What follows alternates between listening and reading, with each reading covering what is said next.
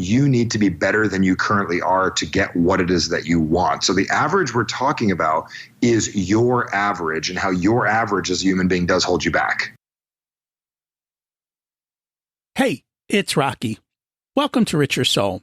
Today's guest is Michael Bernoff, who shares why average sucks, and it's not what you think.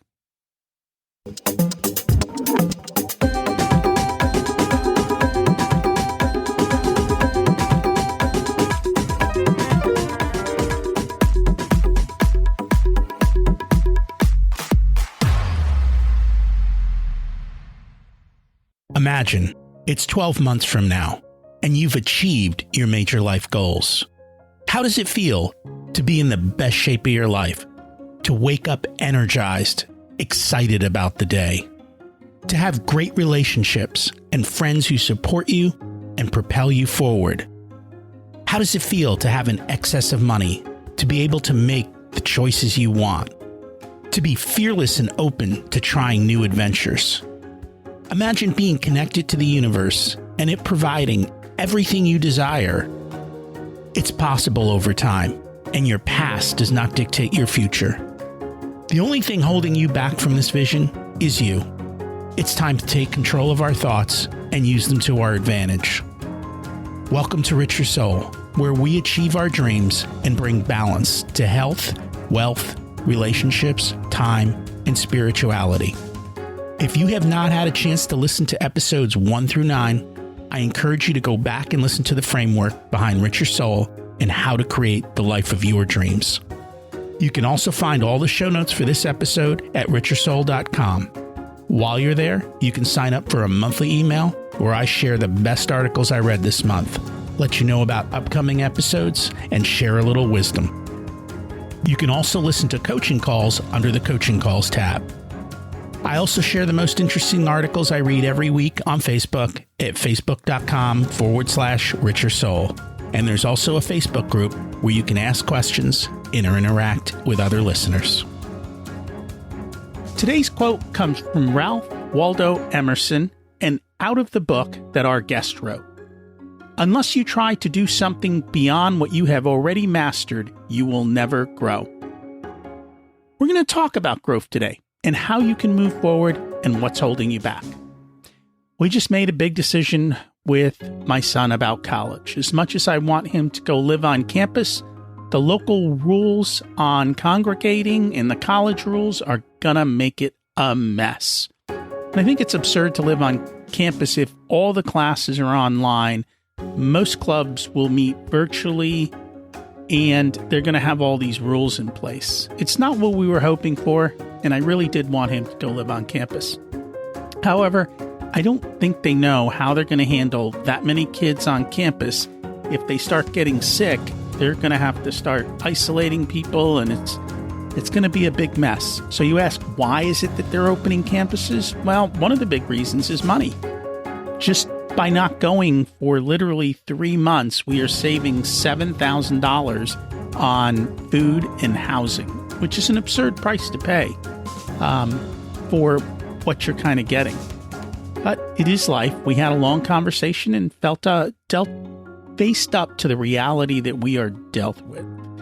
With any luck, he will go in January, depending on what is going on in the world, and we'll just deal with it. This is the new normal. We have to pivot and keep on going. I just recently read a book called The 7 Levels of Communication by Michael Mayer. If you're in sales or you want to build relationships and referrals, or you feel that, hey, maybe the economy's not so great and I might need to find a new job due to circumstances beyond my control, this is a must-read book. It shows you how to build a referral base, how to do it without advertising, by being genuine and serving others. It's a step-by-step guide, and it's told in story form. So it's really cool. I urge everyone to check it out so that you can build better relationships that open more doors for you. Our guest today is Michael Bernoff, who got called out for not living up to his potential. It bothered him. But rather than shrinking from the challenge, he chose to step up and solve a problem he saw in the personal development industry. This quest led him to develop human interaction technology, which moves society forward through the power of communication. From there, Michael founded the Human Communications Institute, which is dedicated to creating a rapid and lasting change in people's lives. He works with entrepreneurs, athletes, executives, and Fortune 500 companies, offering courses, live events, and leadership training for those who want to achieve a life beyond limits. Let's meet our guest. Welcome to Richer Soul, Michael Bernoff. It's great to have you join us today. Well, I'm thrilled to be here, Rocky, and I'm excited to have a chat with you, man. Just even talking prior, this has been incredible. And I'm excited to learn from you, too, as well. As always, we start at the beginning. What was it like when you were growing up, and how much did your family and school teach you about money? Well, I wish the school taught better. It's fascinating. I always say I was absent 2 days in school. The day that they taught success, I definitely missed that day in school.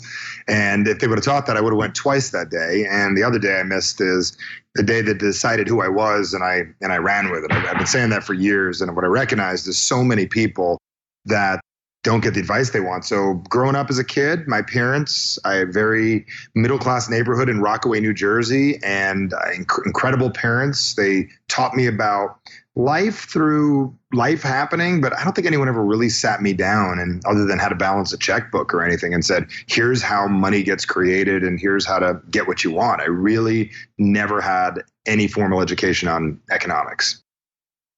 And that's pretty standard. It's interesting because you just said two things. You said school never taught you about success, and they never taught you about who you were. Yep. And yet we spend all this time in school to be successful, but they don't teach how to do that or money. What did you mean by when you said who I was? Well, that's an interesting thought. So I studied years ago, a guy named Moshe Feldenkrais. He wrote a book called The Elusive Obvious. And when I read the book, one of the things that he said is that you take an average 5 or 6 year old kid, they know who they are. They know what they like, what they don't like, what works for them, what their favorite food is. And then you ask an adult what their favorite thing is. Like a 45-year-old, what's their favorite color? You ask a kid, they're like pink, blue, purple. You ask an adult, they're like, where are we putting the color? What's going on? How does that color work?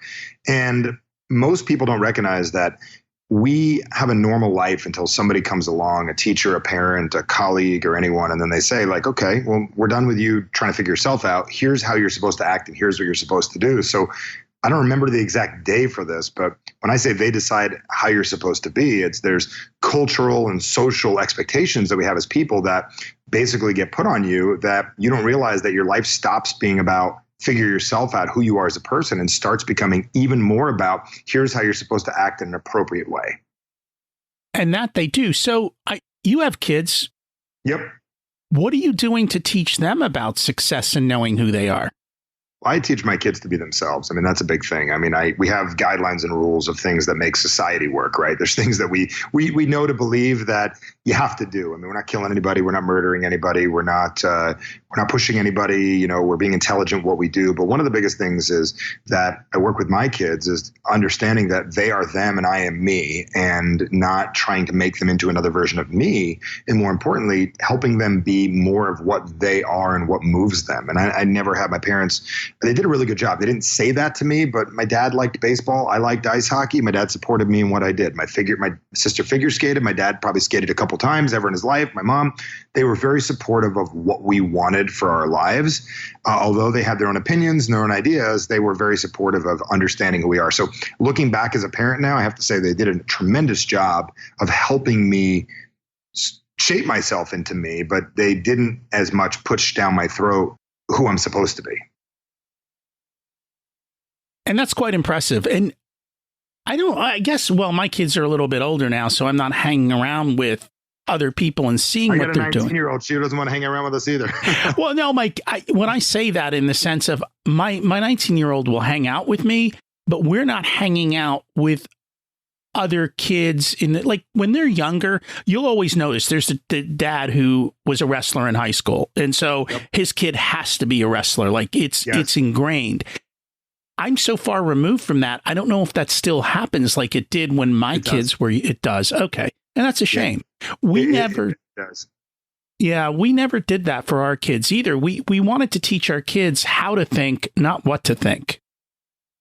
That's an interesting thing. And culturally, a lot of times people don't recognize that a lot of cultures and religions and different things will push on people like, here's how to do and here's what to do. And really deep rooted education comes from eduque, which is the word which means to draw from within. And the power of ancient scripts, I've read them as like learning how to question things. All ancient religions were about questioning, not about being told what to do and here's what to believe, but it's questioning to learn more. And I believe that it's a missing art. I was recently wanting to figure out how to build more confidence with my littlest one, my 8-year-old. She's very confident to start with, but I want to build up even more with all the crap going on in the world right now. And one of the things I recognize by asking, like, how did you deal with the challenge today? How did you deal with what's wrong? We help build our kids by teaching them how to question themselves. I mean, it's a lost art, and people are more into statements and commands than they are in literally understanding how to ask appropriate questions. And that kind of reminds me, I remember when my kids were younger and there would be a conflict or something at school, and the parents would just tell the kids, figure it out. And I'm like, wait a minute. Why do you want an 8-year-old or a 9-year-old to figure out the issue by themselves? Why don't you give them a little bit of a framework, a little bit of guidance? And why don't you have conversations with them? Okay, if you go this way, here are the pluses, here are the minuses. If you do this, here are the pluses, here are the minuses. What do you think? What other things haven't mom and dad thought about that you're seeing and hearing? And so we used to always have these conversations. I guess I was lucky. I volunteered a lot, so I knew all the kids in my kids' class. We could have conversations about behaviors and the way people were doing things. And I think that created much more for my kids to be able to have that strength and that fortitude to go ahead. Parents did? That's what I did. But the other parents weren't doing that. So my parents, it's interesting. I was talking to my wife about this the other night. We were out to dinner. Not at the dinner. We were at the house. And I said, remember sitting through these long diner dinners back in Jersey, right? Remember going to the diner and they'd have coffee and tea and cake and everything afterwards, like 4 hours in. They didn't really care about our opinions like kids. I mean, maybe I was able to like go play a video game up front with a quarter my dad gave me every once in a while in the front of the diner, or, go to one of those little, go get some mints or something. But back when we were kids, our parents like just told us to figure it out. And we as adults now are wanting to teach and mend and teach people. But I think people learn at their own pace, at their own level. Even my parents taught me economics a little indirectly, like, hey, don't use credit cards. They didn't really explain it in a way that I got it, or I wasn't ready to hear it. And then when you run up $50,000 in debt a few times, you learn indirectly the wrong way. But they did tell me, but that's probably not how you learn. I learned through life. And you do learn through life, and you can't not have the experience, but at the same point, not giving them at least some sort of a pathway or guidance or something to help them frame it, I think it makes it a lot harder. I mean, and along the same line, so we were very intentional. My kids are what I call third generation. So my parents were the original immigrants. They come here, they work really hard. They started with nothing. They push me up. So, I come out of college and I come out with strong ideals and all the things. And I see the hard work that they do. So then I go and I have super success. Well, I knew that we were going to be wealthy. And that's amazing. That created a problem, because I knew if my kids grew up wealthy, we would have issues with them, because we had seen it within the families. Like the kids who grew up wealthy and never were challenged or anything turned out horrible. And so we were very intentional in raising our children to say, you have to struggle a bit. You have to learn. You have to understand money, because if we leave you a bunch of it, or if you grow up with a bunch of it, how do you learn that this isn't normal? Yeah, I think that you had a different plan. I mean, you knew exactly, you said intentional, you knew exactly how you were going to wind up. So you put the plans in place for them. And that's very, very powerful. Like I truly believe with especially my youngest one, she's got a very keen sense on expense and what things cost and what they don't cost. She may not understand each dollar, but she knows, hey, wait a second, we'll eat at home. We don't need to spend that, or we'll do this. Like she gets it. I mean, doesn't realize we go on vacations and we spend a fortune, but she doesn't get all the ramifications of everything. But that's a big piece of the puzzle. What you're saying is that literally being intentional about how you want them to show up emotionally and mentally when it comes to finances. And every other part of life, you've got to learn how to learn, and you should be able to do it on your own. We're not going to kind of give you everything. And I know you have lots of ideas on schooling. And have you read the book Ready Player One? I have not. Tell me about it. So Ready Player One, it's funny because it's kind of a throwback to the 80s. There's this guy who creates a learning environment essentially in the cloud. The kids all wear haptic gloves and they're with VR glasses. So instead of teaching Roman history with some boring guy up front, you get immersed into it. The entire experience, you're standing in Rome, you're listening to a Roman give the speech, and you can feel it and see it. So you're immersed in the actual education. And then the computer is watching your eyes and making sure that you're not darting off and doing other things. And so it's an immersive learning environment. And you can go anywhere you want and go learn whatever you want because you have the ability to have this totally immersive environment. Wow. So you basically can bring, because we have VR at the house, and you have the ability to bring it basically with you. That's incredible. Again, it's a fiction book, but it's what I see of the future of schooling. And I know you've got some comments. Go ahead and let it rip.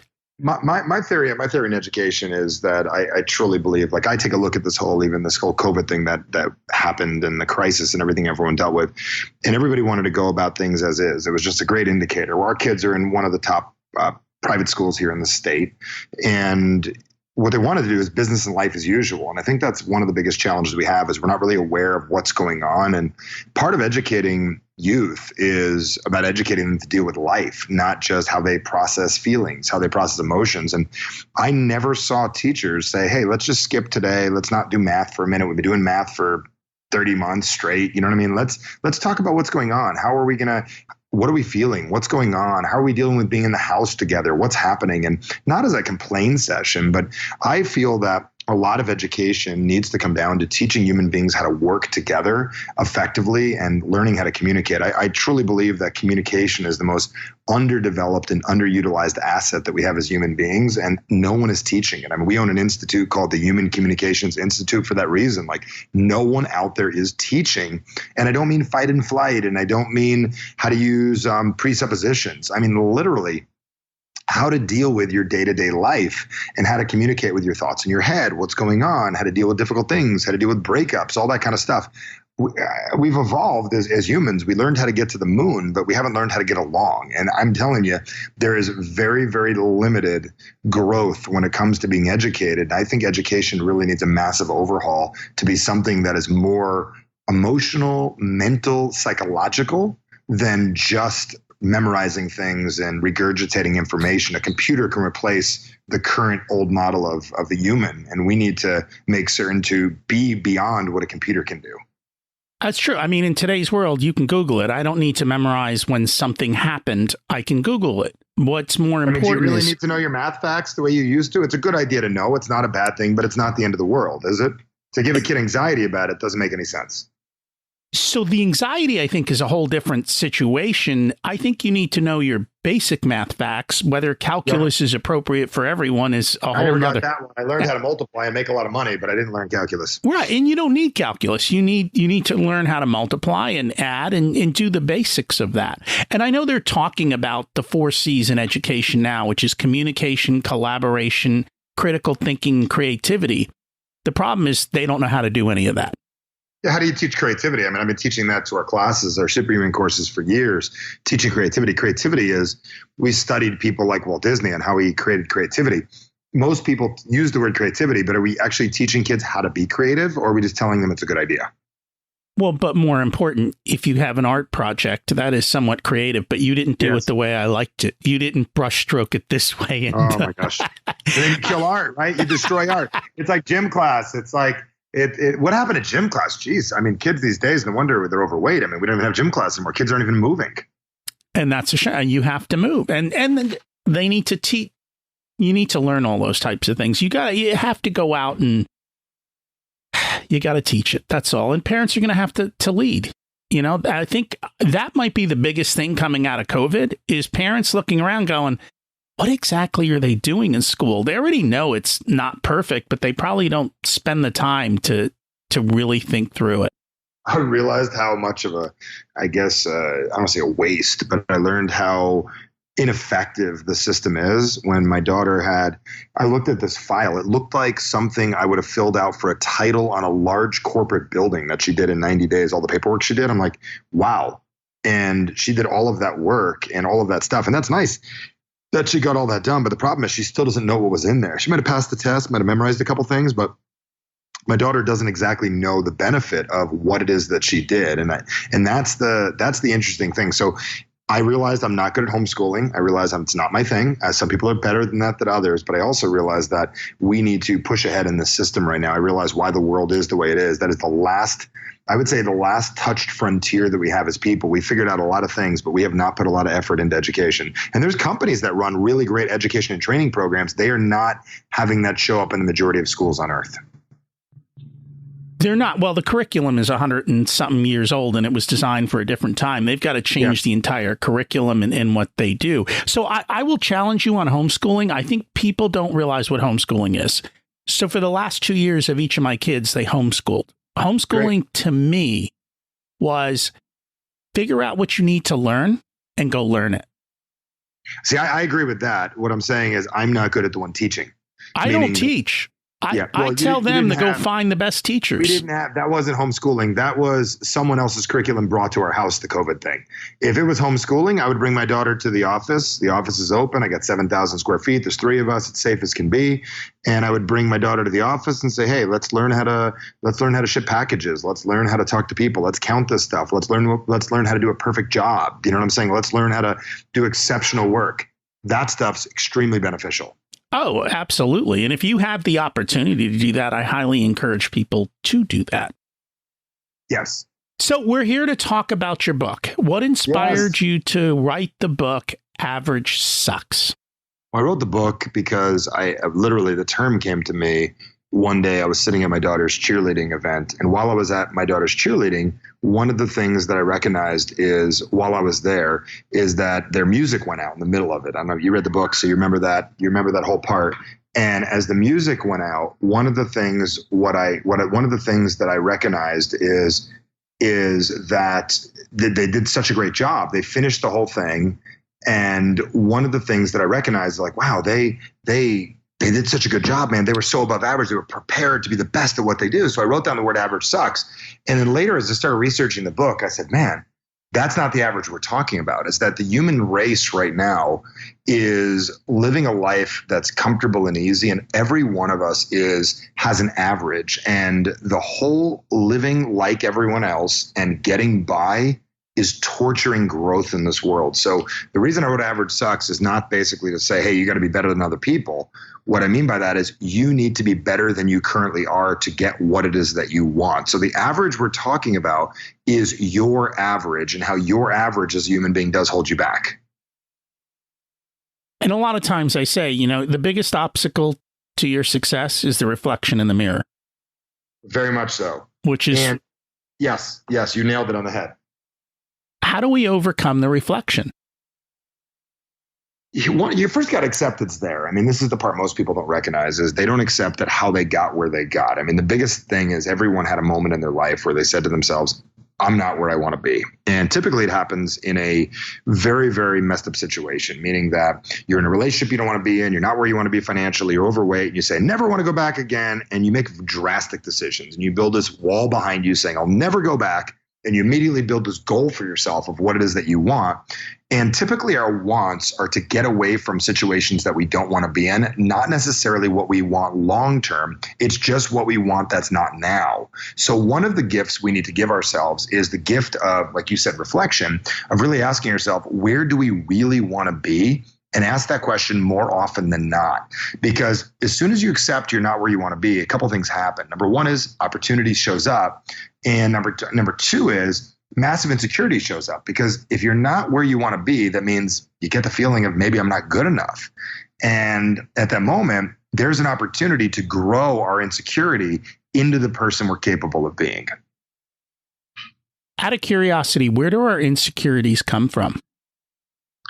Our insecurities come from, we have an identity of how we see ourselves. Everyone does. We have this is who I am. This is how I act. This is what I do. And the second you find out that that's not completely accurate, that your identity that you've been playing is not true. Like, for instance, a salesperson, in order to make more money, right? They need to admit they're not that good at sales. I mean, if you make $210,000 a year and you want to make 500, you can't think you're that great because you're not making what you want. So the second you admit that you're not good enough, your current you, to be the person you want, that is where a lot of our insecurity comes from. Growth insecurity. There's other insecurities we have, but that is the baseline of it all. Interesting. And one of the things you said in the book is 97% of people are running away. Yep. So what did you mean by that? What I mean by that is, if you were to take 100 people, all walks of life, and you ask them to go get what they want, most people are, the majority of people in this world, they're type of people that are motivated by avoidance, meaning that a lot of people want dream boards in life because they're like, oh, it would be great. I want to be, have a look for advantages in my life and have a fancy house and a supermodel husband or wife, or I want to be a billionaire and I want all this stuff.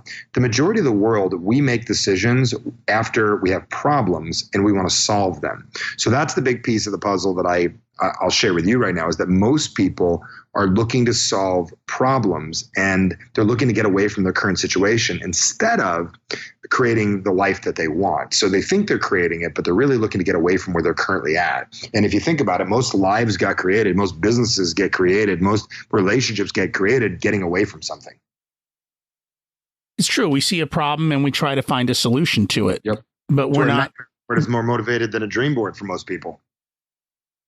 Correct. Well, and I think that because people talk about manifesting and that, and it's wonderful to have a dream board, but you actually have to do the work. And I think that's where people struggle, is that they don't realize that there is a ton of work and that you've got to start and you've got to start moving towards it. And it does take a ton of effort. It's not, hey, I dreamed it and it shall come.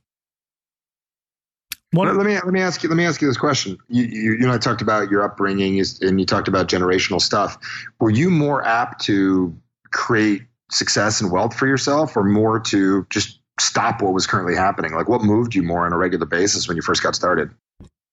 I remember as a little kid always wanting money. Like when I was in 5th grade, I would walk up to the gas station and go, will you give me a job? And they're like, we don't hire 10-year-olds, right? And then by the point where I got old enough that I could start doing things, I had a paper route. And so I was a kid, 12 years old, 13 years old, making $50 a week. Now, mind you, this was like 1978 or 79. Money was, it's like a kid today who's 13 years old making $200, $300 a week. I just started to live large. And so I was always the kid who had money. Like when I was in college, I always drank the good beer. I just always hustled. What'd you drink back in the day? What was it? I don't drink anymore, but what'd you drink? I'd like to talk about this. I drank Molson Golden. Nice. Got the nice Canadian beer, and everyone else is drinking, whatever. Slits. Yeah. The garbage. Where'd you go to school? I went to Rutgers. Okay, cool. Very cool. My parents said to me, they said financially, they said, you can go to college, like I can go to New Jersey schools, which had no in-state tuition, or you can go to Arizona State and you could stay for 5 or 6 years if you want. It's cheaper. So I took I saw what it looked like and I got out of town. I don't blame you for leaving. I got out of town a little later. Rutgers was pretty cheap when I went. It was affordable. And then I was an RA, so I didn't have to pay for housing. We had apartments. I didn't have to pay for food. I had a job. So I basically, because I was working a bunch in college, I just, by the time I got to college, I had enough of education. But at that time in life, you were told you have to go to college. And I was like, fine, I'll suffer through this. And so I did. But it all worked out. But yeah, I think there was a drive. But so I grew up in a weird situation of, I saw what it's like to live on the wrong side of the tracks. And I saw how far you could go, to the point of having people around me that were really rich and seeing that dichotomy, and everyone, it was just an assumption. They're like, the world is yours. You can go have whatever you want. What are you going to do? Like, that was always the expectation. So it was an expectation of success that I saw growing up. And also you have the drive inside of you not to stay where you're at. And that's one of the big things people forget, is that if you were already doing well, you might not have been as motivated, but you didn't want to be where you're at, correct? That's correct. But then once I had success and I was doing well, I think for a good part of my life, I just enjoyed. And I stayed at essentially a level, and that level ended up getting you where you always get, right? Fat, lazy. And then at that point, it's like, I need to up my level. And so that caused a whole nother cascade. That's where the average sucks comes in. That's why I wrote it. And so then I lost all the weight. I'm in the best shape of my life. You know, I changed my mindsets. You know, all this time I was building wealth, I was still doing the things I needed to, but essentially I was leveling up. And it's been a journey of years and years of doing that. And every time you get to one level, it's like, oh, now I got to get to another level. I didn't even know that. And then sometimes I'm like, I wish I knew this then. But then I realize, even if I knew this then, I wouldn't have understood it and I wouldn't have done it. Like, I need to take one step, get to that level, take another step, get to that level.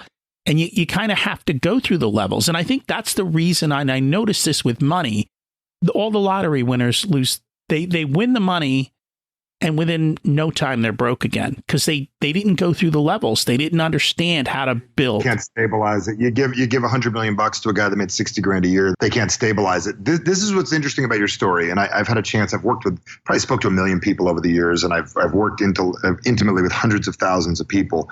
And I take your story for an example. So here you are, a young kid, you're 11 years old, and you get a paper route, and your identity is a guy that makes money, and you like the way that feels. You do not want to lose that feeling, because that's who you are, right? So most people don't recognize, we think we're motivated by the money, but the majority of us, like if you watch Billions, I mean, Bobby Axelrod in Billions, I don't know if you've ever seen the show, is so motivated by staying Bobby Axelrod, the billionaire, right? So we are motivated a lot of times by our identity.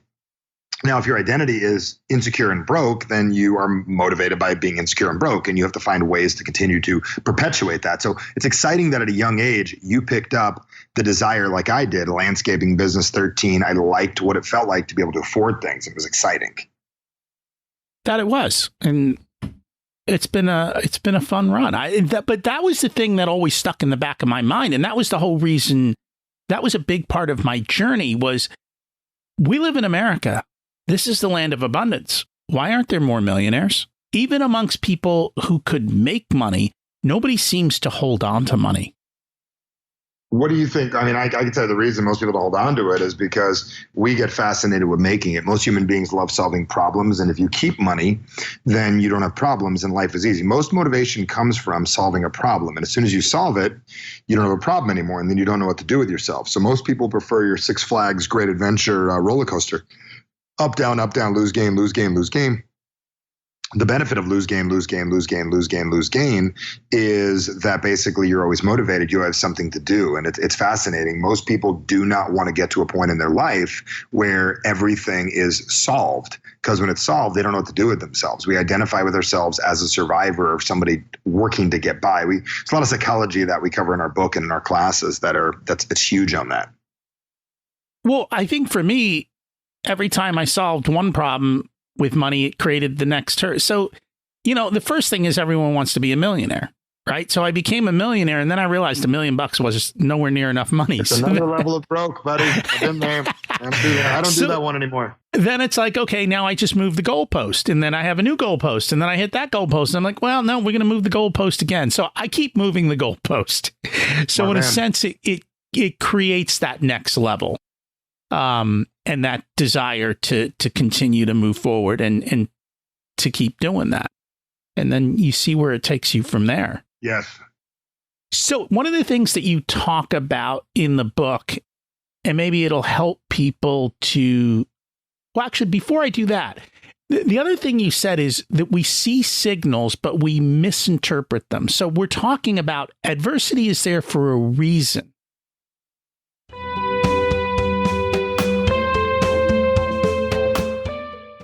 Today's episode is sponsored by Profit Answer Man Podcast. Did you know that most small business owners hate looking at their financials? It's one reason they may struggle with business success. The Profit Answer Man podcast helps them ensure they are profitable and can pay their employees and weather the storms we all have to face. It's built on the Profit First methodology of pay yourself first. The Profit Answer Man podcast is a must listen to for every small business owner and anyone who wants to help them survive and thrive. Check it out on your favorite listening platform.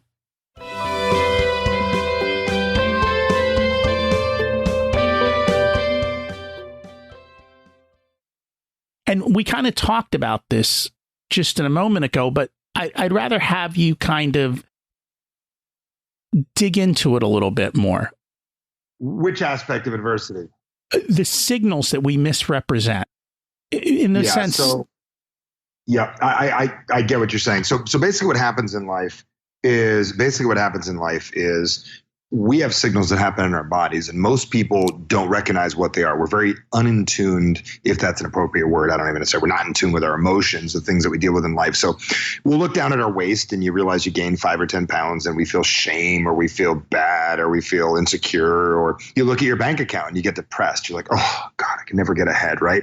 Or you look at your neighbor, they look tan and ready to go because they just got back from a trip. They make as much money as you make, but it looks like they just got back from Tahiti. What the hell am I doing wrong, right? What are they doing? And you get jealous. And what I recognized is your brain is sending you signals all the time saying, look, I want you to have it all. I want you to feel fantastic. I want you to have advantages in this world, but I'm having trouble getting your attention right now. So because of that, I'm sending you a signal, but you're not getting it. It's like they're sending a pain signal to your body. For instance, the shame and doubt you feel because you gained weight is telling you, look, buddy, get to the gym, or the bank account's not where you want it to be. It's like, look, I'm making you feel depressed. Please don't stay here. I'm trying to get your attention. That's your brain talking, right? I'm trying to get your attention, your mind is saying. Or your neighbor's doing better. Hey, buddy, become a better communicator and go ask him how he did it. And what I realized is that most human beings miss it. It's like you mentioned drinking in college. I mean, I was phenomenal at drinking in college. I haven't drank in 5 years, and a hangover is there for a very specific reason. You were a moron last night, but most people try to beat the hangover, have water in between each drink, eat charcoal, have Dramamine, right? And hangovers are there because you were not supposed to do that last night. And when most people realize, they misread the message. And what I mean by misread the message is most people don't recognize that the adversity is telling you to change and do something different, not to learn to tolerate. And that's the thing. If you're uncomfortable by your financial situation, you should accept that uncomfortable. Go, you know what? This sucks. I don't want to be here right now. The reason I'm feeling this way is the things I'm doing. It's time for me to do something different. It's not there to be tolerated. And what I found, though, for most people is that they will tolerate it for a very long time. It's the people who hit rock bottom where the signal is literally hammering them on the head that are the ones that make the change. Well, that's what's automatic. I mean, that's why road average sucks, because when you're broke and have nothing and you're lower middle class to a socioeconomic, you have a problem, you got abuse, you got an issue. If you can survive that, you've got built-in motivation. But the 60s and the 70s and the 80s bred an entire generation of 80% of North America that grew up middle class. They had mild adversity just from dealing with life, and you could get by. The problem is most people don't recognize when 1995 hit, technology took over and the middle class died. It was gone. It was like all the natural adversity had all disappeared. So where you could just have natural adversity in life, where you had to wait for things, where you had to go to Blockbuster, look around, you had to go to a store, get a rain check at ShopRite, you know what I'm saying? All that stuff that happened when we were kids, waiting for photos to get delivered, right? All that stuff is gone now, and there's no natural adversity in life. So you have to seek it out, because life is returned the way it used to be, in my opinion. And I will tell you, the average person is not wealthy. The average person does not have what they want. And the reason they don't have it is they just don't know how to get it. So how do you get it? Well, it depends what you want. I mean, the first way you get what you want is you got to accept you're not where you want to be. You have to accept that what you're doing now gets you what you currently have. And if you want something different, you cannot be and do what you currently have. And that is a hard pill to swallow. Once you're willing to swallow that, all the opportunity shows up. If you're on the second line of a team and you want to make the first line, you have to accept, you know what? I'm currently not good enough to get what I want. I can be good enough, but currently the way I'm playing is not. Once you own that, that's when things start to change for you. And that's where that one word comes in, because I use it all the time. And I used it when I was coaching the kids, because they would all say, I'm not good enough. I'd be like, you're not good enough yet. I'm going to show you how, right? The yet opens up possibility. That little word means there's opportunity, it's fixable, and there's a way forward. And I think that's what happens a lot of times. I know, like, when I'm coaching people, it's like I see all around you opportunities, but we're all so stuck. We don't see the opportunities literally right in front of us. Most people don't. And that's what I was going to ask you is what was along those lines of what you saw, but that's true. So why don't we see the things in front of us? Are we just blind to it, or we just have to change our way of thinking, or we just need help sometimes?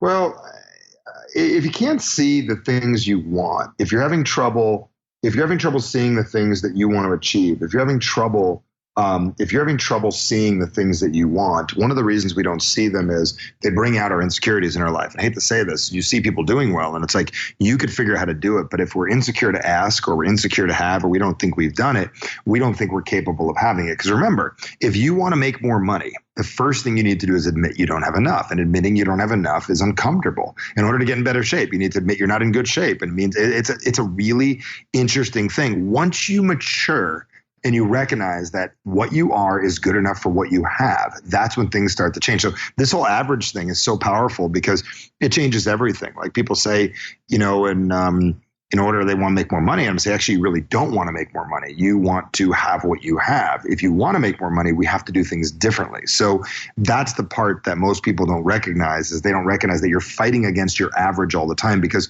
your mind has a vested interest. So the way the brain works, this is psychology right now. The brain works in a very simple function. Number one is, I've done so many studies on this, and what it is, it's here to keep you alive, your brain. I mean, that's the whole function of your brain, but your mind is designed, which is different than your brain, is designed to keep your identity alive of how you're currently seen, because you're saying, I am this, I am that, I am this, I am that. So the second you go against that, your mind goes, are you really sure you want that? I've been conspiring with you for years to get your current identity. Are you sure you want that? And it brings doubt into your body that you really want to change. So if you want to change your waistline or you want to change your economics, it requires you to go against that, because your mind's number one function is to keep you in your identity alive. And number two is look for advantages and avoid anything that's uncomfortable. The challenge is everything other than what you currently do is already considered uncomfortable. It will be avoided unless you can override the avoiding. And that's true. I will say what got you here won't get you there. So you've got to change. And when I went through my weight loss journey, it wasn't like one diet got me from where I was to where I am. I kept having to alter and change. Okay, this got me to here. Now I'm stuck. What can I do differently? And what change do I have to make to get to the next level? And it was a constant tweaking and changing and improving that continually got me to where I needed to be. Yes. So how do we overcome doubts? How do we put that noise down? I mean, it depends what the version of doubts are. I mean, I help people with major psychological issues. I help people get over rape and abuse and different challenges. There's a different mechanism than just standard doubt. I mean, I don't think anybody wakes up in the morning and says, I want to get rid of doubt. What they do say to themselves is, there's some things I want to do. And part of that is really deciding what it is they need to work on. You mentioned earlier that there's the 4 C's in school. We've been covering our own 4 C's for about a decade now. And one of the things we recognized outside of commitment and congruency is most people don't do what they say they're going to do. And the second you don't do what you say you're going to do, you destroy your confidence. So learning how to be a person that does what they say they're going to do, becoming congruent, that's one of the first steps to build your confidence. Number 2 is realizing how important communication plays a role in your life. So I say commitment, congruency, confidence, and communication. Communication is the answer to almost everything that you want in this world. How you communicate with you, how you communicate with the people around you, how you communicate with what just happened. And most people don't recognize that there's a simple way to linguistically shift what it is that you're feeling. So are you insecure, or is it something you have not done yet? This is the thing people don't recognize. All insecurity typically is you're venturing into something you've never done and your brain doesn't have a program for it. Like there's no such thing as fear. There's no such thing as doubt.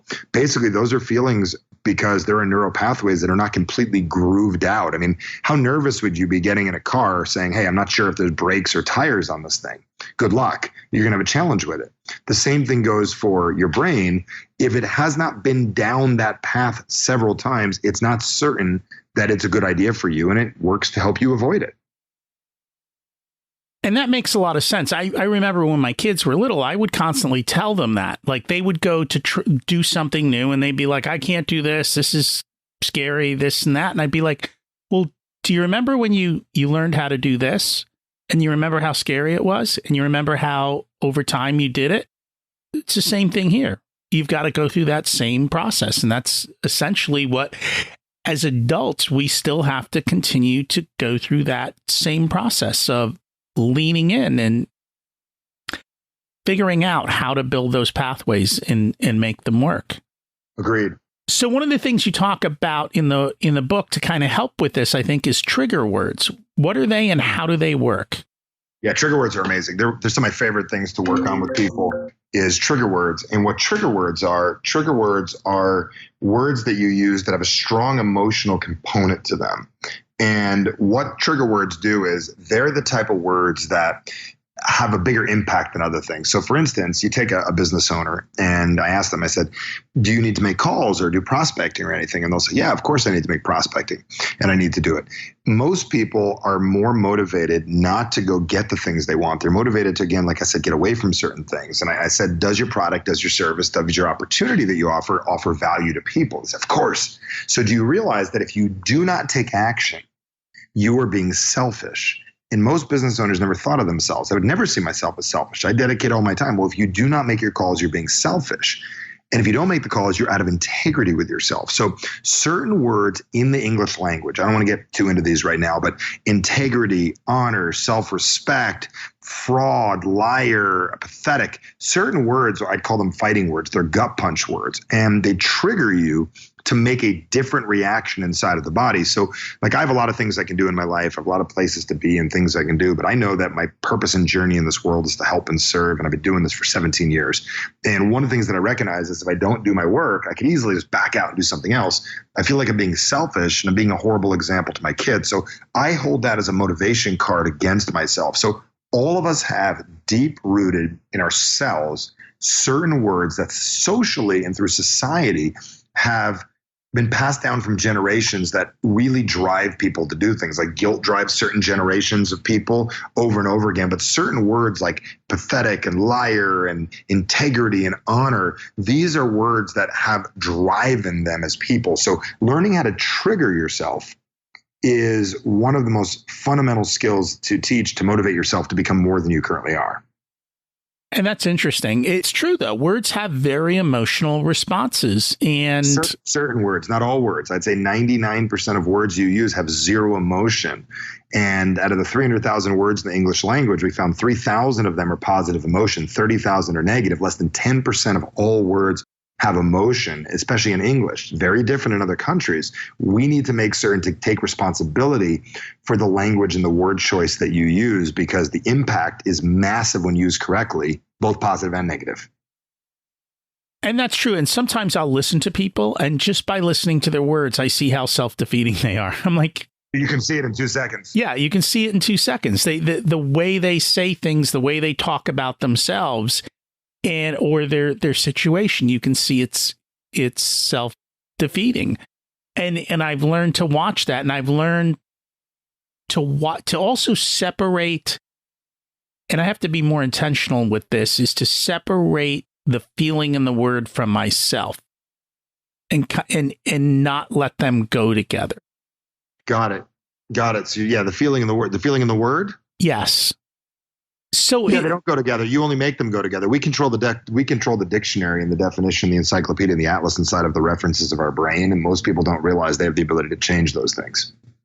Correct. And that's kind of what I was talking about. You have the ability to make the change. So as we're talking about change, and I talk a lot about this as well, I notice you talk about slow growth and that you have to take time because everyone wants instant, everyone wants to immediately lose the weight in, 1 week. And that's why they buy all those crazy products. But that's not the way you're going to lose it. 7 minute perfect body. Yeah, I know about that. Yep. But you also talk about this. It's slow growth. And I noticed for most people, I think the first step is the hardest. And once you take the first step, the following steps become easier and easier. But you have to keep taking them. And I think you've got some stories in the book that kind of relate to that too. I got a lot of stories in the book. The one thing I've been teaching everybody recently, even since amazing, after you read a book, there's always 1,000 things you want to put in. That leads to our podcast and everything else that we do. And the one thing I'll tell you is that I recognized is human beings have trouble committing to things. So I always say you commit, you decide once, you commit twice. And the majority of people when it comes to exercising is I'm going to do it tomorrow or I'm going to do it for the rest of my life. Very few people break their own pattern. So what I always say is I'm going to exercise for the next 2 days. And the reason I say that is it's weird. Your brain isn't used to it. I can give it a shot 2 days. And on the second day, you do 2 more days. The fourth day, you do 2 more days. Well, most people don't recognize how simple that little hack is that I'm going to save money for the next 2 days. I'm going to work on investing for the next 2 days. It's not scary. It's not intimidating. It's not forever. Anytime you say all the time, every day, always, you scare yourself. And the whole massive action thing of the 80s is basically massive burnout. You burn yourself out. So what I teach people is stability. I would rather build stability and growth than I would hit a home run. The home run king, usually throws his shoulder out. I'd rather just get on base, do what I got to do, and be very consistent. I've always admired the consistent athlete over the guy run and gun that just does it quickly and then it's over. It's funny because when I was losing weight, I was in an accountability group. And the requirement to be in the group was that you had to work out 3 times a week. But you could set whatever accountability you wanted for the week. And all these people would come in and say, I'm going to work out 6 times a week. And they would all consistently fail. And I was like, I'm going to work out 3 times a week. And I'm going to try and stretch and sometimes do 5. So as long as I hit my minimum, I'm successful. Anything above that is a win. And I knew I could commit to 3 days a week. All these other people would just come in with, I'm going to do 5 days, 7 days. And they'd miss 1 day and their whole thing would just explode. Because if you think about it, if you're going to work out 5 days a week, by day 3, you know whether or not you're going to win or lose that week, right? And if you screw up by day 3, then they would just give up. And they're like, well, I blew it this week, so I'm not even going to show up anymore, which was mind-numbing to me. So my question for those people is, what if they were to say to themselves something a little differently? We set ourselves up to lose, but the reason we set ourselves up to lose is a lot to do with our average. And that's what people are going to get when they read the book, is they're going to learn that we have an average in our lives and your brain is designing ways to get you stuck to stay who it is that you are. One of the ways we do that is we use language that's defeating. One of the most defeating sets of language is words like all the time, every day, always. When you say, I'm going to work out every day, you've already set up yourself to lose, so you can stay who it is you are. You actually set yourself up to win, not yourself up to lose. You set yourself up to lose your new game, but to win your current game. And that's the part most people don't realize. Your entire existence is designed to facilitate ways to contribute to your current average instead of the life that you truly desire, which is completely outside of your current average. You have to level up, which is why you say average sucks. And it's true. I always say that the enemy of great is good. Because when things are good, you just, things are good. I don't have to worry about it. I'll just hang out here. It's only when things are bad, like you said before, that you're willing to make the change and to bring it back out. So since writing the book, what else have you learned or wished that you would have included in the book?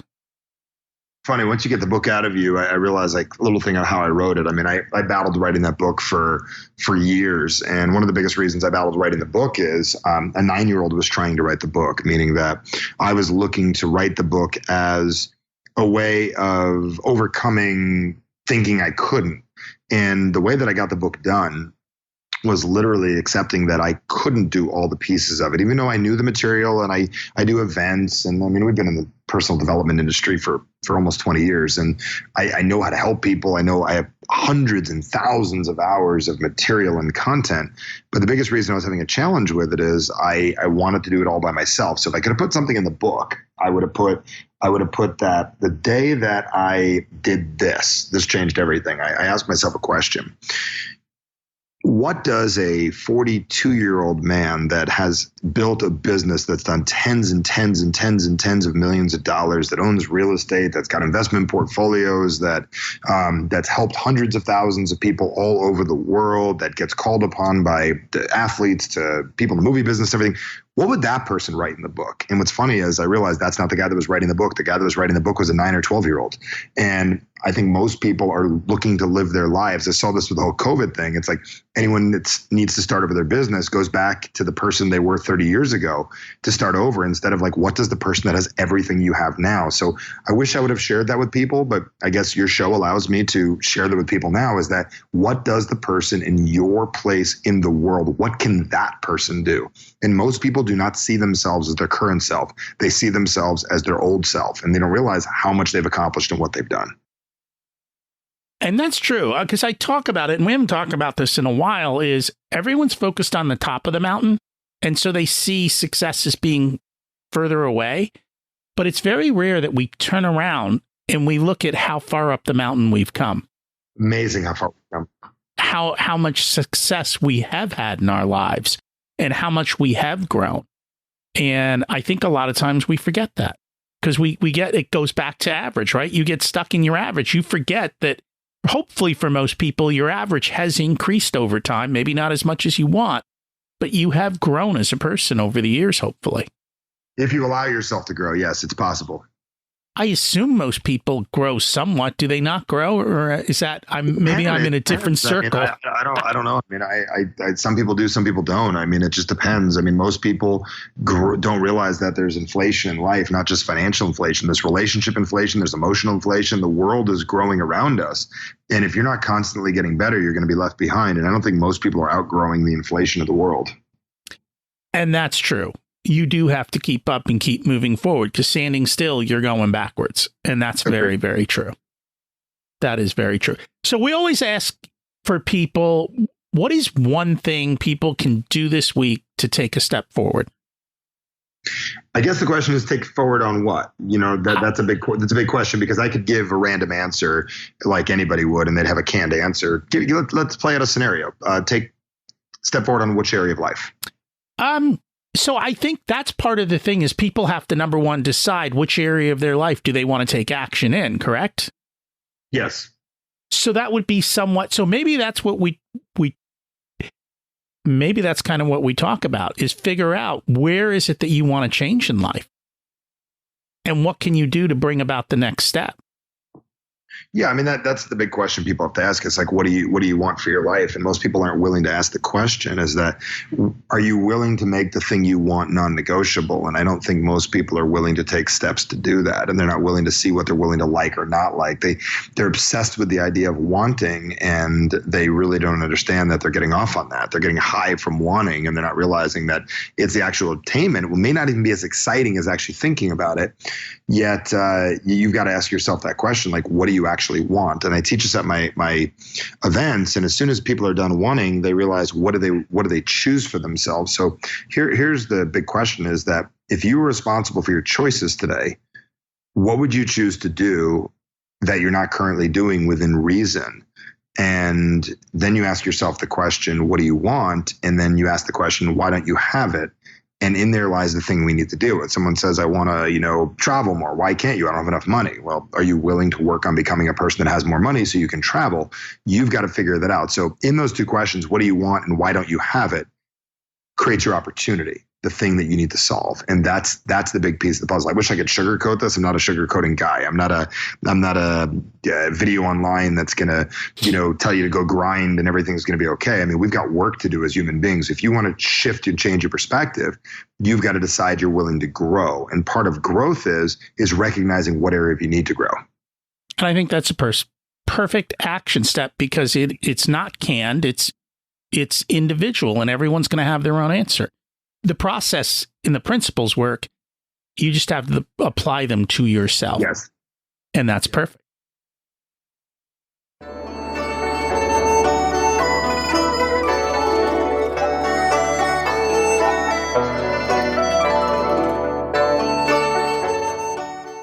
It's time to learn the secrets of life.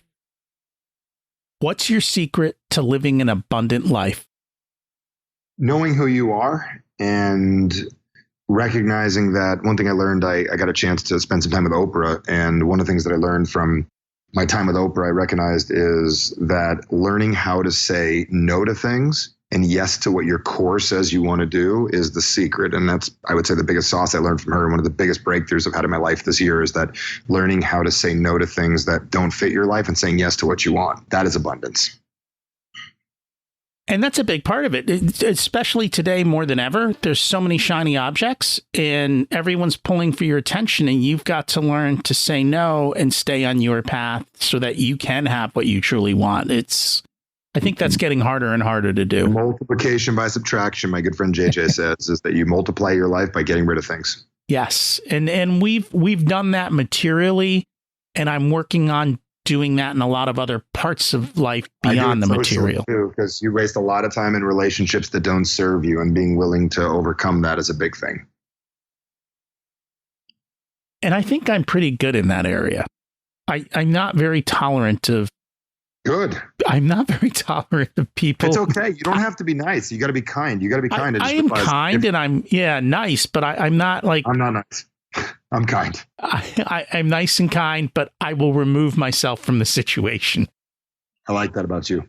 What did you learn later in life that you wish you would have learned sooner?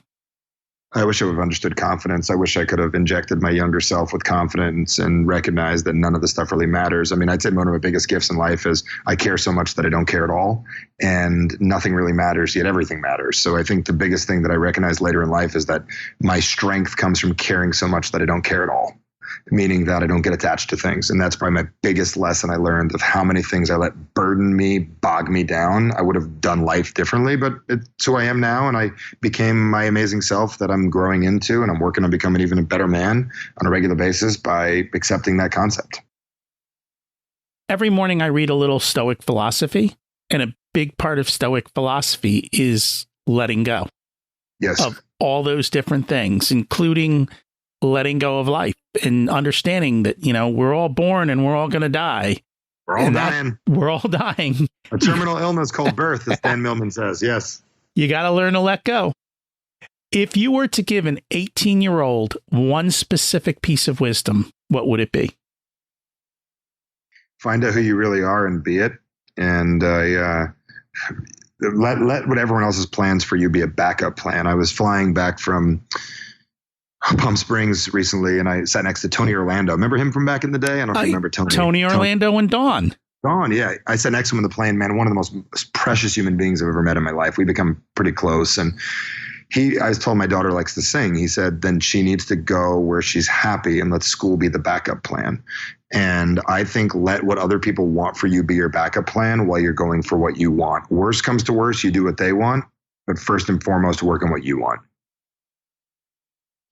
And that's quite interesting. I think, it comes back to what we talked about with school in the beginning. Too many people think that college is going to give them success. And I think more and more today, college is not going to provide you success. And if done wrong, it will provide a noose with debt that may hang you before you can it will actually prevent you from doing what you want because you're stuck with the whole money situation. So I think kids need to spend more time doing just that and thinking it through. And I do coach some younger kids occasionally, and that is the conversation that comes up. The parents want this and you're told to go follow this path for success. And they're like, but I want to go do something different. And I always love sharing those stories of the people who jump off the ladder they were put on and make that pivot. And the earlier and faster you can do it, the greater your success becomes.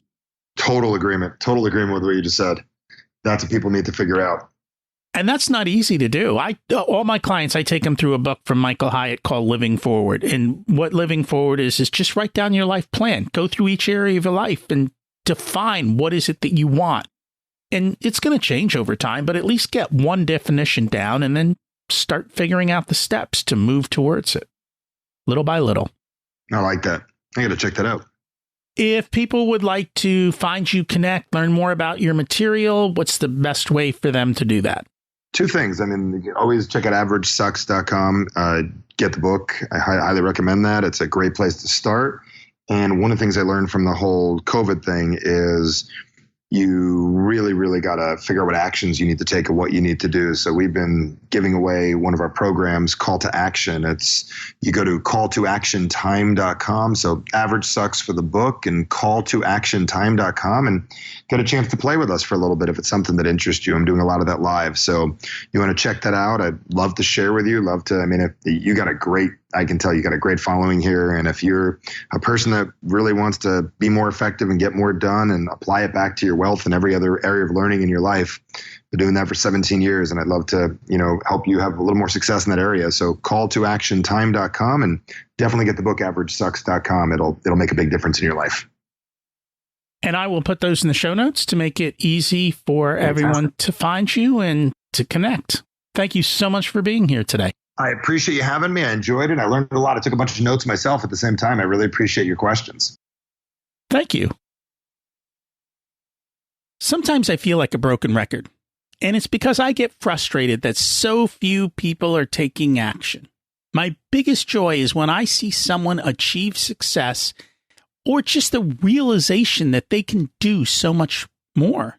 That was the fun part of coaching soccer, is watching kids when they score their first goal and realize they are better than they think. It's why I love coaching young people. It's because small steps early have massive compounding effects over 30 to 50 years. Too often we're stuck running programs from our childhood because we never stopped as adults to say, does this still serve me? That's a question I ask every guest. How often do our scripts, not intentionally programmed in childhood, hold us back with regards to money, right? It's always the first question. This week's action step, ask what you want to do for your life. Pick one area, examine what scripts are holding you back, and then change them. You can check out Michael's book and all the free materials he has as well. It's life-changing, and the world is changing even faster. So if you're not moving forward, you're going to be left behind. Next week, we'll continue on the theme with Dwight Heck, who's going to talk about living life on purpose, not by accident. Stay tuned. Have an abundant week.